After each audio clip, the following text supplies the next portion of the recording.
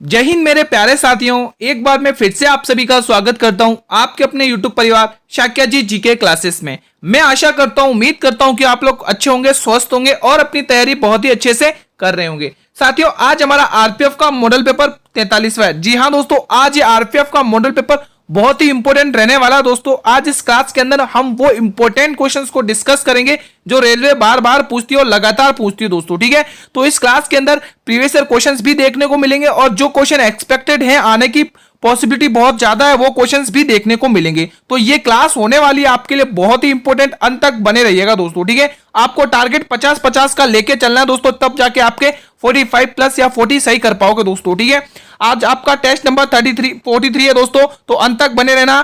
Copy pen लेके बैठ जाना दोस्तों, जो भी इंपॉर्टेंट नोटिस पॉइंट लगे उसको नोट कर लेना साथियों। ठीक है, फ्री पीडीएफ के लिए आप लोग टेलीग्राम चैनल को ज्वाइन कर लें, लिंक वीडियो के डिस्क्रिप्शन बॉक्स में दिया हुआ है। साथियों, हम हमारी क्लास को कंटिन्यू करेंगे बिना समय गवाए। आपके स्क्रीन पर पहला क्वेश्चन है टेस्ट का, कमेंट करिएगा।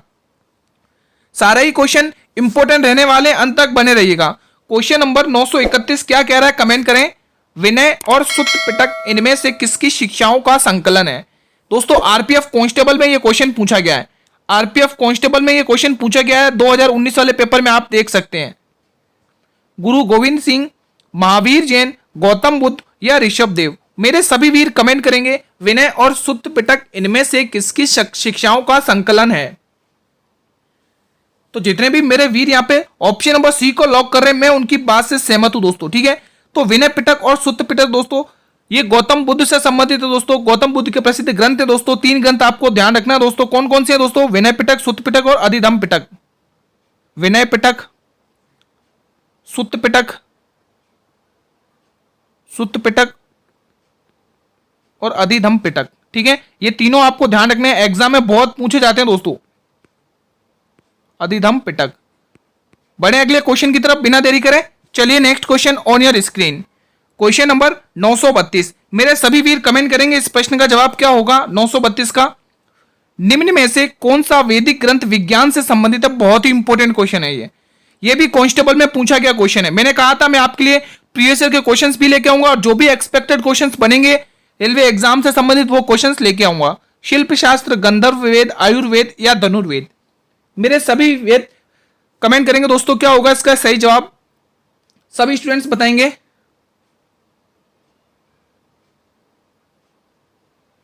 निम्न में से कौन सा वैदिक ग्रंथ विज्ञान से संबंधित है? ये 4 वेद दे रखे हैं दोस्तों। ठीक है, ध्यान रखना, ये 4 वेद हैं। इनमें से आपको चूज करना है कि कौन सा है जो विज्ञान से संबंधित है, वो कौन सा वेद है? बताइए दोस्तों कमेंट करके बताइए दोस्तों, बहुत ही इंपॉर्टेंट क्वेश्चन है। तो जितने भी मेरे वीर यहां पर ऑप्शन नंबर डी को लॉक करें, मैं उनकी बात से सहमत हूं साथियों। यहां पर बिल्कुल डी ऑप्शन आपके लिए बिल्कुल सही जाएगा दोस्तों। ये एक यजुर्वेद का उपवेद है साथियों, ध्यान रखना। यजुर्वेद का ये उपवेद है। ये यजुर्वेद का उपवेद है। ठीक है, ध्यान रखना, ये यजुर्वेद का उपवेद है। अगला क्वेश्चन आपके स्क्रीन पर है। हर एक क्वेश्चन आपको कमेंट सेक्शन में रिप्लाई करना। हर एक क्वेश्चन इंपॉर्टेंट रहेगा आज आपके एग्जाम के लिए। Question number 933। क्वेश्चन क्या कह रहा है?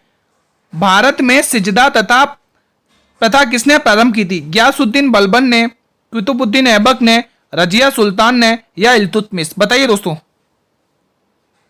क्या होगा इसका सही जवाब? सिजदा और पेबेस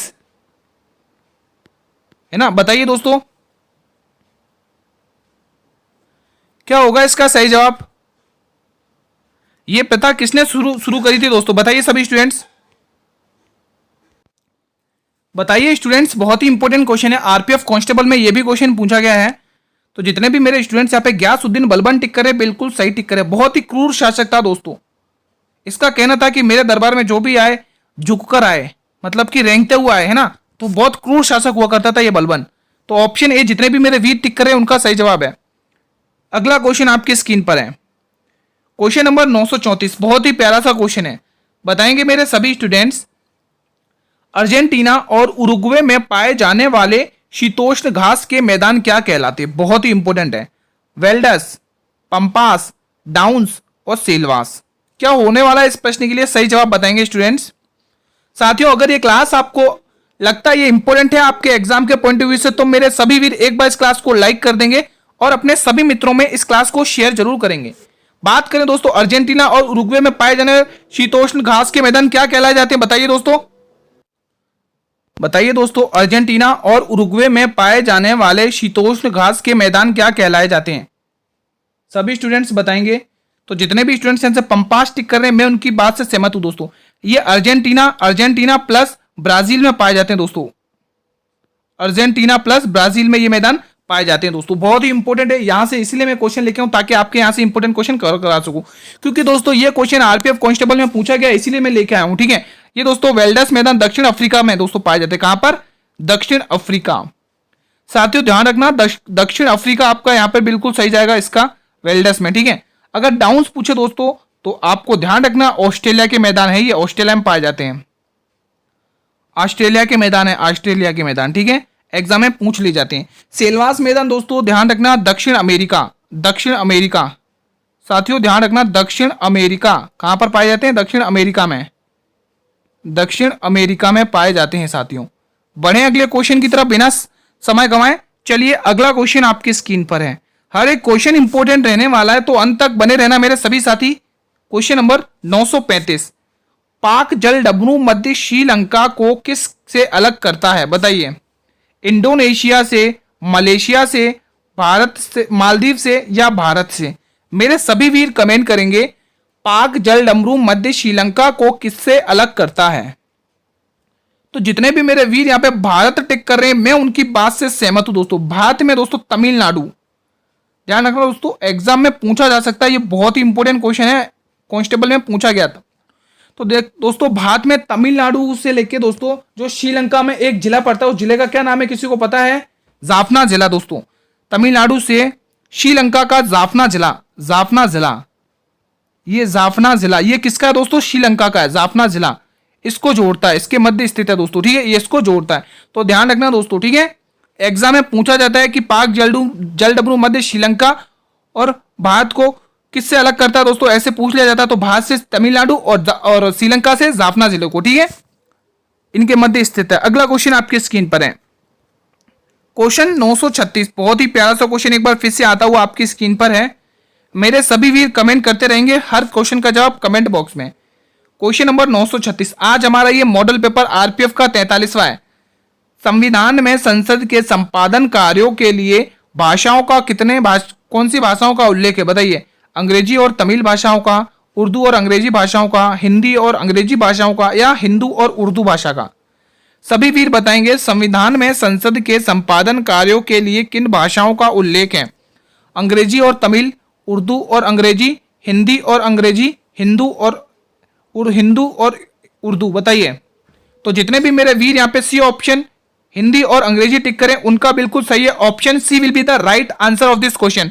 now next move on our next question, question number 937। साथियों हर क्वेश्चन इंपोर्टेंट है साथियों, ठीक है। क्वेश्चन नंबर 937 क्या कह रहा है? शीर्ष ग्रंथि का क्या स्त्रावित करती है दोस्तों, यहाँ पे क्या होगा बताइए। मेरे सभी वीर कमेंट करेंगे शीर्ष ग्रंथि क्या स्त्रावित करती है। एंड्रोजन, इंसुलिन, मेलाटोनिन या ग्लूकोजन, बताइए दोस्तों। शीर्ष ग्रंथि क्या स्त्रावित करती है? एंड्रोजन, इंसुलिन, मेलाटोनिन या ग्लूकोजन? क्या होने वाला है इस प्रश्न के लिए सही ऑप्शन? सभी वीर कमेंट करेंगे, सभी स्टूडेंट्स बताएंगे। तो ये क्या करती है दोस्तों? स्त्रावित मेलाटोनिन दोस्तों। ऑप्शन सी को लॉक करेंगे मेरे सभी वीर। अगला क्वेश्चन आपकी स्क्रीन पर है, बहुत ही प्यारा सा और इंपॉर्टेंट सा क्वेश्चन आपकी स्क्रीन पर है, सभी वीर कमेंट करेंगे। क्वेश्चन क्या बोल रहा है साथियों, पहले ध्यान से पढ़ना है आपको हर एक क्वेश्चन। क्वेश्चन नंबर 938, और ये बहुत ही इंपॉर्टेंट है, इस पर डबल स्टार लगा लो दोस्तों, बहुत ही इंपॉर्टेंट क्वेश्चन है ये। विटामिन ई का रासायनिक नाम क्या है? यह आपके दोस्तों कांस्टेबल में पूछा गया क्वेश्चन है, आरपीएफ के कांस्टेबल में पूछा गया है 2018 में, 2019 वाले में, ठीक है। आप देख सकते हैं जाके वो paper. Retinol, tocopherol, ascorbic acid या कैल्सीफेरॉल? कमेंट करेंगे मेरे सभी वीर। विटामिन ई का रासायनिक नाम क्या है दोस्तों, जल्दी से बताएंगे सभी स्टूडेंट्स।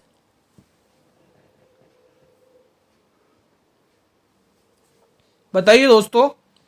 बात करें दोस्तों विटामिन ई की, तो ये केमिकल नेम किसका है? What is the chemical name of vitamin E? The chemical name of vitamin E is tocopherol. क्या है साथियों? टेकोफेरॉल।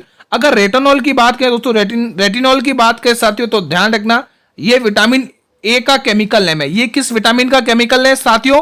ए का। और इससे जो बीमारी होती है दोस्तों, रतौंधी बीमारी होती है दोस्तों।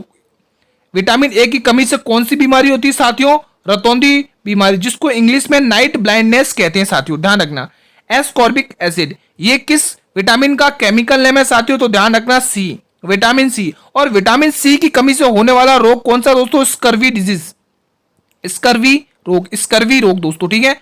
एग्जाम की दृष्टि से इंपॉर्टेंट क्वेश्चन है ये। अगर बात करें साथियों कैल्सीफेरॉल की, तो ये है दोस्तों विटामिन डी। ये विटामिन डी की कमी से होने वाला रोग है और calciferol is the chemical name of vitamin D. I hope कि आपको अच्छी से समझ में आए होंगे ये 4 इंपॉर्टेंट क्वेश्चन, 5 इंपॉर्टेंट क्वेश्चन। यहां से आपको 5 क्वेश्चन देखने को मिले। एक तो विटामिन ई का केमिकल नेम यानी कि रासायनिक नेम पता चला आपको, रेटिनॉल का रासायनिक नाम पता चल गया टेको, ठीक है, और एस्कॉर्बिक एसिड का रासायनिक नाम पता चल गया कैल्सीफेरॉल, ठीक है। ये सारे रासायनिक नाम है और ये आपके सामने ए सी डी और ई, ये आपके विटामिन हैं, ठीक है। अगला क्वेश्चन आपकी स्क्रीन पर है, क्वेश्चन नंबर 939। मेरे सभी वीर कमेंट करेंगे, बहुत ही प्यारा सा क्वेश्चन है। क्वेश्चन क्या कह रहा है? किस खेल में पुटिंग, बहुत ही इंपॉर्टेंट है, पुटिंग शब्द का प्रयोग किया जाता है? बताइए दोस्तों। शतरंज में, क्रिकेट में, गोल्फ में या हॉकी में? बताइए दोस्तों क्या होगा इसका सही जवाब? जल्दी से बताएंगे मेरे सभी स्टूडेंट्स, किस खेल में पुटिंग शब्द का प्रयोग किया जाता है? बहुत ही इंपॉर्टेंट क्वेश्चन है। तो जितने भी मेरे स्टूडेंट्स यहाँ पे सी ऑप्शन को लॉक करें, मैं उनकी बात से सहमत हूं दोस्तों। ये जो पुटिंग शब्द का प्रयोग है वो हम गोल्फ के खेल में यूज में लेते हैं दोस्तों। और गोल्फ में कौन कौन से खेल में यूज में लेते हैं? जैसे एक बंकर हो गया, बंकर का संबंध भी दोस्तों किससे? गोल्फ से ही है दोस्तों। बंकर बहुत इंपॉर्टेंट है, ये पूछे जाते हैं एग्जाम में। जैसे डामी हो गया, डामी, जैसे डामी हो गया। और तीसरा आप ध्यान रखेंगे साथियों बोगी, क्या ध्यान रखेंगे? बोगी। इन तीनों का संबंध दोस्तों ध्यान रखेंगे गोल्फ से दोस्तों, एग्जाम में बहुत पूछे जाते हैं। अगला question on your screen, question number 940। हर एक क्वेश्चन इंपॉर्टेंट है, अंत तक बने रहिएगा। क्वेश्चन 940 क्या कह रहा है? किस शहर को भारतीय फुटबॉल का मक्का के नाम से जाना जाता है? और ये मोस्ट इंपोर्टेंट क्वेश्चन है, कांस्टेबल में पूछा गया क्वेश्चन है ये। क्वेश्चन कांस्टेबल में पूछा गया है दोस्तों, इंपॉर्टेंट क्वेश्चन बनेगा आपके एग्जाम की दृष्टि से। कोलकाता, दिल्ली, मुंबई या लखनऊ? किस शहर को भारतीय फुटबॉल का मक्का के नाम से जाना जाता है? बताइए दोस्तों क्या होगा इसका सही जवाब? तो जितने भी स्टूडेंट्स यहाँ पे कोलकाता टिक करें, बिल्कुल सही टिक करें दोस्तों। कोलकाता शहर को दोस्तों, भारत का कोलकाता शहर को दोस्तों भारतीय फुटबॉल का मक्का कहा जाता है दोस्तों, ठीक है। हुगली नदी पर यह शहर बसा हुआ, हुगली रिवर पर। और हुगली रिवर दोस्तों गंगा की सहायक नदी है दोस्तों, ध्यान रखना। क्यों दोस्तों इसको फुटबॉल का मक्का कहा जाता है, भारतीय फुटबॉल का मक्का? क्योंकि दोस्तों यहाँ पर फुटबॉल का सबसे बड़ा स्टेडियम स्थित है दोस्तों। यहाँ पर फुटबॉल का सबसे बड़ा स्टेडियम स्थित है दोस्तों। और उस स्टेडियम का नाम क्या? कोई किसी को कमेंट करके बताए, अगर किसी को पता हो तो। सभी स्टूडेंट्स बताएंगे तो ध्यान रखना, साल्ट लेक स्टेडियम। कौन सा भाई? Salt lake stadium. यह फुटबॉल का सबसे बड़ा स्टेडियम है दोस्तों, साल्ट लेक स्टेडियम। भारत में फुटबॉल का सबसे बड़ा स्टेडियम क्या है? Salt lake stadium, salt lake stadium, ठीक है, ध्यान रखना। यह भारत का सबसे बड़ा फुटबॉल है, सबसे बड़ा फुटबॉल का ग्राउंड है दोस्तों, सबसे बड़ा, सबसे बड़ा। ध्यान रखना, एग्जाम की दृष्टि से इंपोर्टेंट क्वेश्चन बनेगा आपके लिए। अगला क्वेश्चन आपकी स्क्रीन पर है दोस्तों, बताइए साथियों क्या होगा इसका सही जवाब? साथियों अगर आप मेरे चैनल पर पहली बार विजिट कर रहे हैं या क्लास को पहली बार देख रहे हैं तो एक बार मेरे चैनल को सब्सक्राइब कर लें और बेल नोटिफिकेशन को प्रेस कर लें, ताकि मैं जब भी लेटेस्ट क्लास लेके आऊं तो यूट्यूब सबसे पहले नोटिफिकेशन आपको ही प्रिफेयर करेगा। क्वेश्चन नंबर 941 मेरे सभी वीर बताएंगे, मुल्तान क्रिकेट स्टेडियम इनमें से किस देश में स्थित है? बहुत ही प्यारा सा क्वेश्चन है। अफगानिस्तान, पाकिस्तान, बांग्लादेश या यूएई? बताइए दोस्तों क्या होगा इसका सही जवाब? कमेंट करके बताएं। मुल्तान क्रिकेट स्टेडियम किस देश में स्थित है? अफगानिस्तान की राजधानी क्या है दोस्तों? कमेंट बताइए दोस्तों। काबुल टिक करेंगे, अफगानिस्तान की कैपिटल है।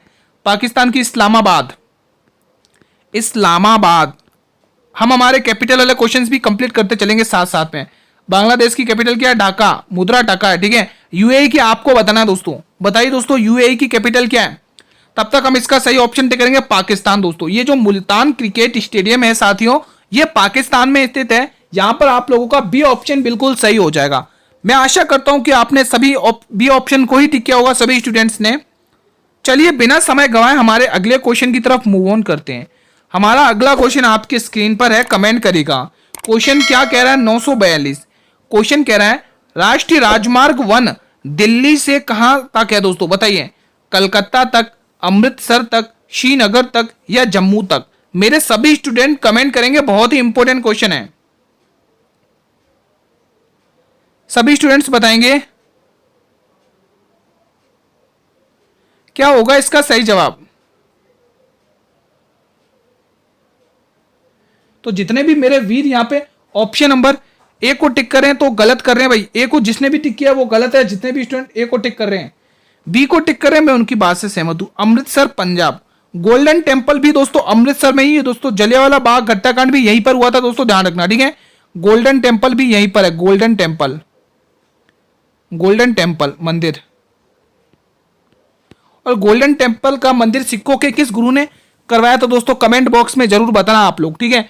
और श्रीनगर आप सभी को पता होगा दोस्तों, किसने बसाया? अशोक ने बसाया दोस्तों श्रीनगर। अशोक इसके संस्थापक है, अशोक इसके फाउंडर हैं। श्रीनगर में ही दोस्तों आपको हजरत मस्जिद देखने को मिलेगी, हजरत मस्जिद। शालीमार बाग, शालीमार बाग, शालीमार बाग, ठीक है। तो ये कुछ इंपॉर्टेंट फैक्ट है जो आपके एग्जाम में सीधे पूछे जाएंगे। अगला क्वेश्चन आपकी स्क्रीन पर है। हमारा अगला क्वेश्चन क्या कह रहा है? 943।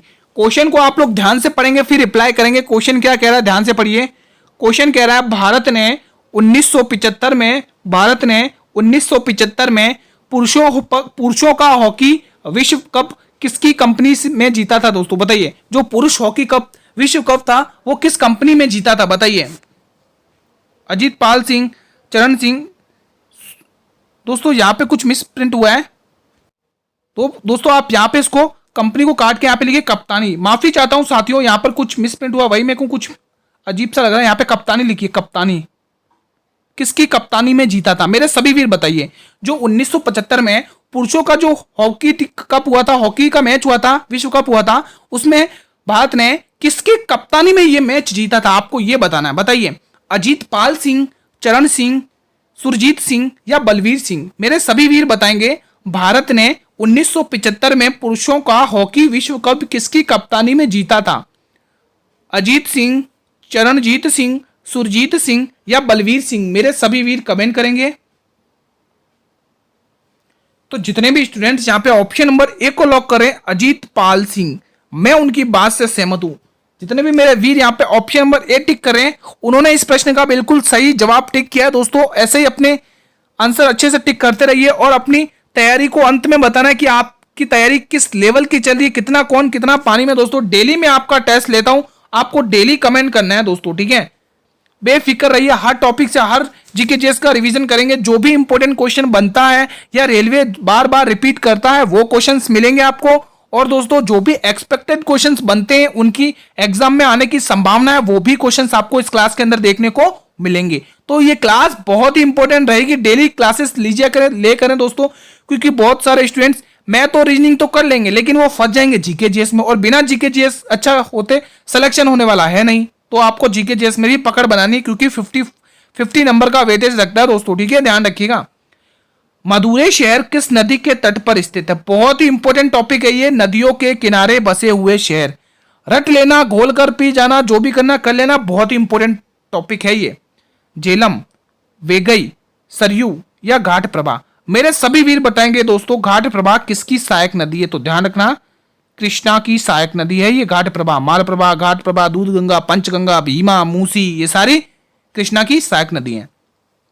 आपको क्वेश्चन में बोला है कि मदुरै शहर किस नदी के तट पर स्थित है, तो मेरे सभी वीर टिक करेंगे गुरुजी ये वैगई नदी के तट पर स्थित है, ठीक है। ध्यान रखना, तमिलनाडु का जो मदुरै शहर है गुरुजी ये वैगई नदी के तट पर स्थित है, ठीक है। अगर झेलम की बात करें गुरुजी तो ध्यान रखना श्रीनगर, जो मैं आपको अभी पढ़ा चुका हूं, श्रीनगर के बारे में किसकी स्थापना किसने करी है? सम्राट अशोक ने साथियों, ठीक है।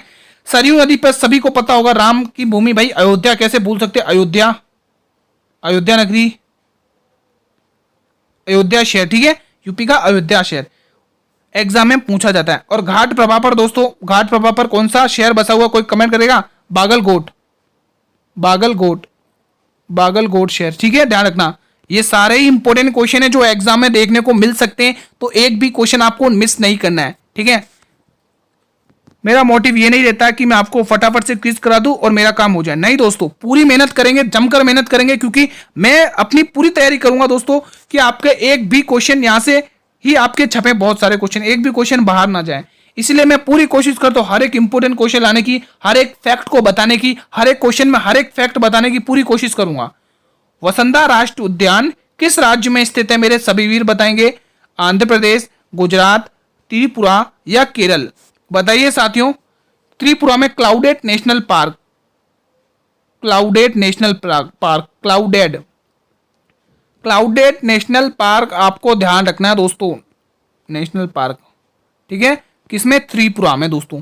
एग्जाम में पूछा जाता है, बहुत ही इंपॉर्टेंट है। और इसका गठन दोस्तों ध्यान रखना 21 जनवरी 1972 में हुआ था, त्रिपुरा। ठीक है, बताइए दोस्तों वसंदा राष्ट्रीय उद्यान किस राज्य में स्थित है? सभी स्टूडेंट्स बताएंगे। तो जितने भी स्टूडेंट्स गुजरात टिक कर रहे हैं, मैं उनकी बात से सहमत हूं दोस्तों। गुजरात वाले बिल्कुल सही है भाई, जो भी गुजरात टिक कर रहे हैं बिल्कुल सही टिक कर रहे हैं। अब गुजरात में बात होती है दोस्तों अहमदाबाद और दोस्तों किसकी बात होती है? अहमदाबाद और सूरत की दोस्तों। तो गुजरात में साथियों आपको यहां पर ध्यान रखना है, यहां पर लिख रहा हूं मैं, एक तरफ तो मैं लिखूंगा गुजरात का शहर सूरत और एक तरफ लिखूंगा मैं अहमदाबाद। ठीक है, तो ये दो शहर मैंने लिखे, ये किन किन नदियों के तट पर स्थित है वो मैं आपको बताने का प्रयास कर रहा हूं दोस्तों। ठीक है, तो ये जो सूरत है दोस्तों, सूरत ध्यान रखेंगे दोस्तों किस नदी पर? तापी नदी पर, तापी। और ये जो अहमदाबाद है वो साबरमती रिवर। ठीक है, तो ये कुछ इंपॉर्टेंट फैक्ट हैं जो एग्जाम में पूछ लिए जाते हैं। ठीक है, केरल में दोस्तों आपको पेरियर राष्ट्रीय उद्यान ध्यान रखना, पेरियर बहुत बार पूछा जाता है, पेरियर, शांत वैली राष्ट्रीय उद्यान, पेरियर राष्ट्रीय उद्यान, शांत वैली राष्ट्रीय उद्यान, शांत वैली राष्ट्रीय उद्यान एग्जाम में सीधा छपता है दोस्तों। अन्नामुडी राष्ट्रीय उद्यान दोस्तों ये भी केरल में ही है। अगला क्वेश्चन, पश्चिमी घाट की सबसे ऊंची चोटी अन्नामुडी है दोस्तों, ध्यान रखना, और पूर्वी घाट की महेंद्रगिरी। क्वेश्चन 946, एलिफेंटा की गुफाएं यूनेस्को की सूची में कब शामिल की गई? बहुत ही प्यारा सा क्वेश्चन है, मेरे सभी वीर कमेंट करेंगे।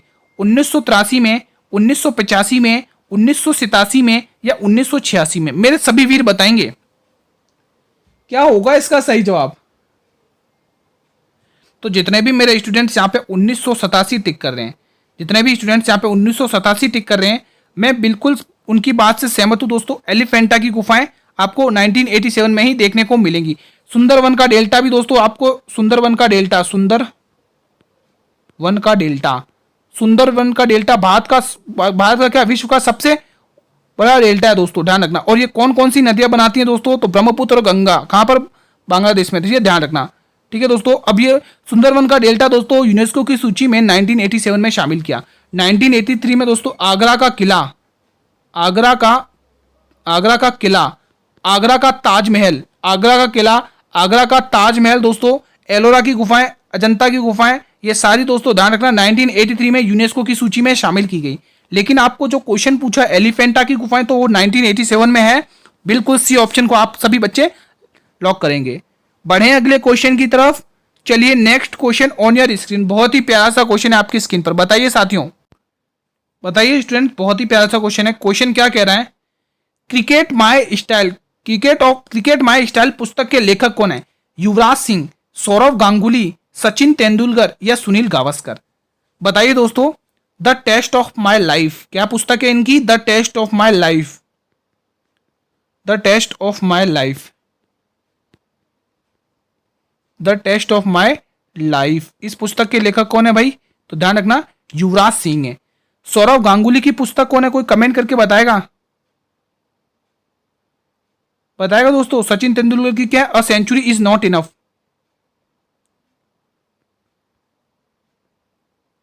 अ सेंचुरी इज नॉट इनफ।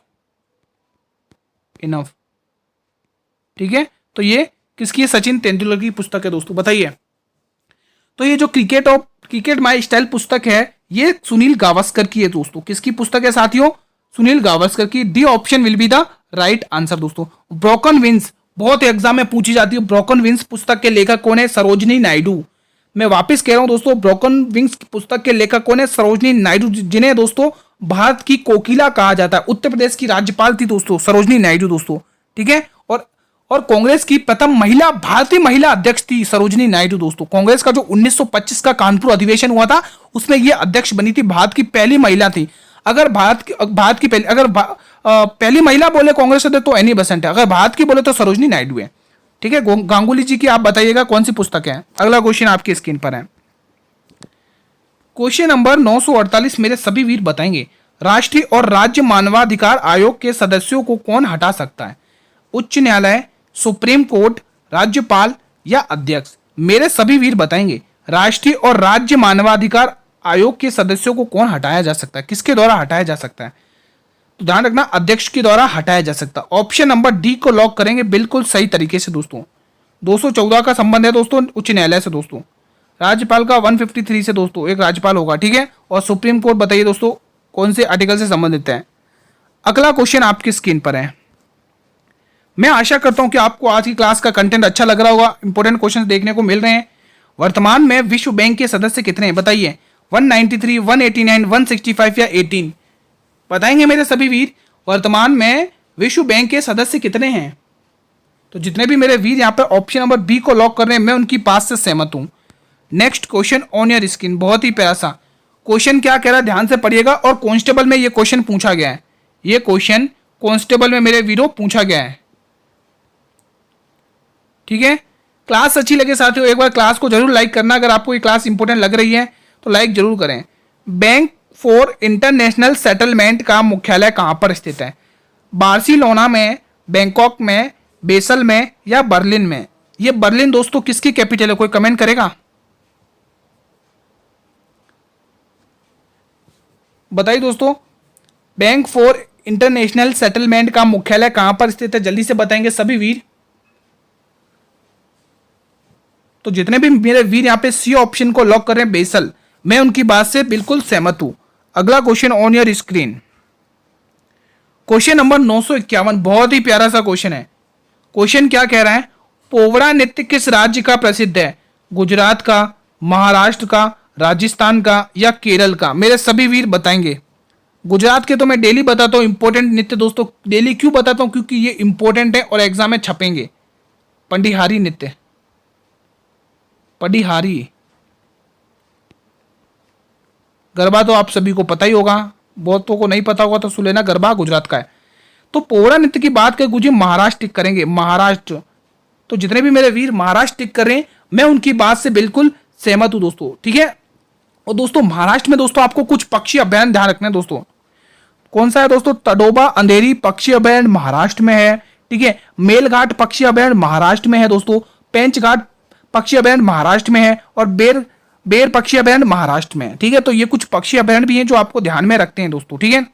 और गुजरात में पक्षी अभयारण्य की बात करें तो नल सरोवर पक्षी अभयारण्य, नल सरोवर पक्षी अभयारण्य, नल सरोवर पक्षी अभयारण्य गुजरात में। अगला क्वेश्चन आपकी स्क्रीन पर है, क्वेश्चन नंबर 952, बहुत ही प्यारा सा क्वेश्चन है, कमेंट करेंगे। निम्न में से कौन सा शहर स्वामी नारायण अक्षरधाम मंदिर के लिए प्रसिद्ध है? बताएंगे सभी वीर। नई दिल्ली, वडोदरा, मैसूर या मदुरै? बताइए दोस्तों, मदुरै के बारे में मैंने आपको बताया था। चलो मैं आपका टेस्ट लेता हूं, कौन बच्चा एक्टिव है यहां पर पता चल जाएगा। बताइए मदुरै किस नदी के तट पर स्थित है? यहां से पता चलेगा कि कौन बच्चा कितना एक्टिव है। अभी मैं इसको पढ़ाकर आया हूं दोस्तों। मदुरै किस नदी पर है, किस नदी के तट पर स्थित है? बताइए। तमिलनाडु का शहर है, बताएंगे सभी स्टूडेंट। ध्यान रखना, वैगई अभी बताया था जस्ट, वैगई रिवर के तट पर स्थित है, ठीक है। दिल्ली, यमुना, यमुना टिक करेंगे, यमुना रिवर के तट पर स्थित है, यमुना नदी के तट पर स्थित है। वडोदरा बताइए। हाँ बताइए दोस्तों, स्वामी नारायण अक्षरधाम मंदिर किसके लिए प्रसिद्ध है? किस में प्रसिद्ध है दोस्तों? किस शहर में है प्रसिद्ध है ये? किस शहर में है ये? तो मेरे वीर यहाँ पे नई दिल्ली टिक करेंगे दोस्तों। स्वामी अक्षरधाम मंदिर दोस्तों नई दिल्ली में है दोस्तों, ठीक है। अगला क्वेश्चन आपकी स्क्रीन पर है, क्वेश्चन नंबर 953। मेरे सभी वीर कमेंट करेंगे, बहुत ही इंपॉर्टेंट क्वेश्चन है ये। दुल्हन द्वारा पहनाई जाने वाली पोटलोई दोस्तों, भारत के परिधान से संबंधित भी क्वेश्चन आएगा, वस्त्र से, पोशाकों से संबंधित। पोटलोई पोशाक किस राज्य से संबंधित है?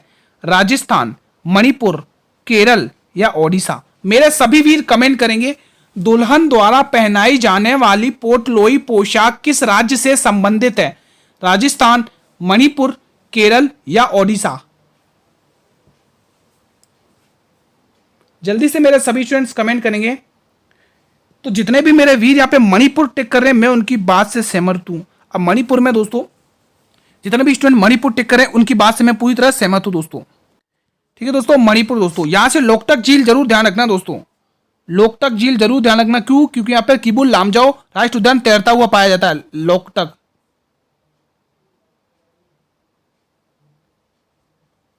ठीक है दोस्तों, लोकटक झील ध्यान रखना, एग्जाम में पूछा जाए। इसका गठन कब हुआ दोस्तों? 21 जनवरी 1972 में। ठीक है, केरल का कब हुआ बताइए? तो ध्यान रखना दोस्तों, ये 1 जनवरी। केरल राज्य का गठन कब हुआ दोस्तों? मैं आपको लिख देता हूं यहाँ पे, ये साथ में हम ये राज्यों का गठन भी साथ में लेकर चलेंगे। 1 जनवरी 1 जनवरी 1956 में। जनवरी को हटा के नवंबर करिए, माफी चाहता हूं, 1 नवंबर 1956 में। जनवरी को हटा के नवंबर करिए। ठीक है, 1 नवंबर 1901 है। ठीक है, 1 नवंबर 1956 को केरल राज्य का गठन होता है। ओडिशा का कब होता है? कमेंट करिए अगर जिसको आता है। ओडिशा राज्य का गठन कब होता है? कमेंट करके बताइए दोस्तों, जिन भी स्टूडेंट्स को आता है। सभी वीर कमेंट करना अगर जिसको पता हो दोस्तों। ठीक है, कमेंट जरूर करना, मैं सभी के कमेंट्स वॉच करूंगा। साथ ही जो भी मैं क्वेश्चन आपको बोलता हूं ना कि आप लोग कमेंट क्या करें, तो आप लोग कमेंट कर दिया करें दोस्तों। यह आपकी तैयारी के लिए ही बताता हूं दोस्तों, और जो भी मैं आपके लिए फैक्ट बता रहा हूं ये सब आपके लिए ही कर रहा हूं दोस्तों। बाकी मुझे क्या, मैं आपको फटाफट से प्रैक्टिस करा के क्लास को बंद कर दूं। लेकिन दोस्तों मेरा मोटिव यही है कि मैं आपको एक भी इंपॉर्टेंट क्वेश्चन बताता हूं तो उनके साथ जो भी इंपॉर्टेंट फैक्ट बनते हैं वो मेरी पूरी जिम्मेदारी है कि आपको बताना दोस्तों। कोई कसर नहीं छोड़ेंगे आपकी तैयारी में दोस्तों, बिल्कुल बेफिक्र रहिए। नोकरेक बायोस्फीयर रिजर्व किस राज्य में स्थित है? बताएंगे मेरे सभी वीर। नागालैंड, सिक्किम, मेघालय या अरुणाचल प्रदेश। बताइए दोस्तों क्या होगा इसका सही जवाब?